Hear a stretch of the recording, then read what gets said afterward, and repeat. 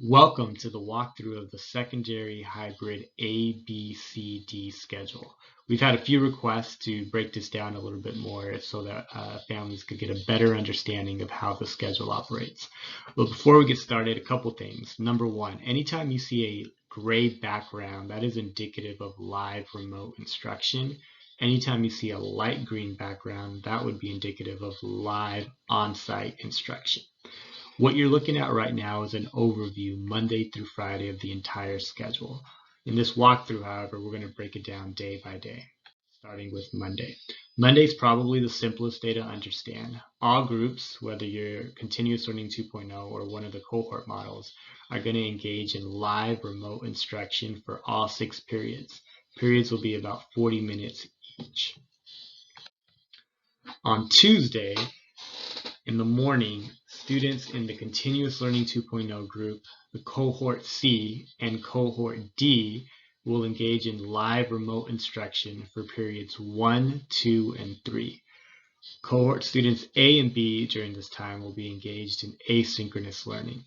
You can think of asynchronous learning as what students are currently experiencing right now in the afternoon. It could be prepping for a live session class, or it could be maybe doing a debrief assignment of a live session class that they've already had, amongst other things.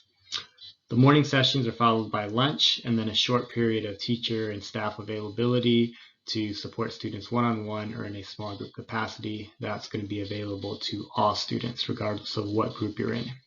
Then in the afternoon, we have our first group of students on site, Cohort A, for periods 1 to 3. Everyone else will be engaged in asynchronous learning. On Wednesdays, first thing in the morning, this is a time for students to engage in activities to meet their particular needs. Perhaps a student needs to meet with their career specialist to go over some post-secondary planning.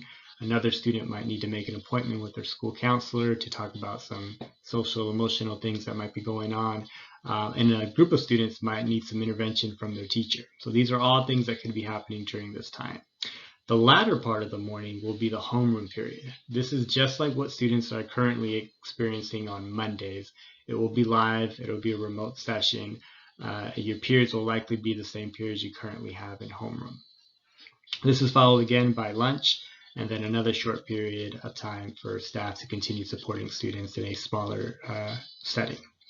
The afternoon will be very similar to the previous day, except now we have Cohort B on site for periods 1, 2, and 3. Everyone else will be engaged in asynchronous learning. On Thursday morning, now we have the Continuous Learning 2.0 group, in addition to Cohort A and B, receiving live remote instruction. Periods 4, 5, and 6. Cohort C and D will engage in asynchronous learning. Again, this is followed by lunch and a short period of time for staff to be available for all groups. And in the afternoon, we have Cohort C on site for periods 4 through 6, while everyone else engages in asynchronous learning. Finally, that brings us to Friday. Friday morning, again, is another time for students to engage in activities that meet their particular needs. This is followed by lunch, and then in the afternoon, we have our final cohort that will be on site. That's Cohort D for periods 4 through 6. We hope this walkthrough was a little bit helpful at least. Please do continue to pose your questions or your thoughts in the feedback form that we have. We are continuing to look at that and updating the FAQ document accordingly. Thank you.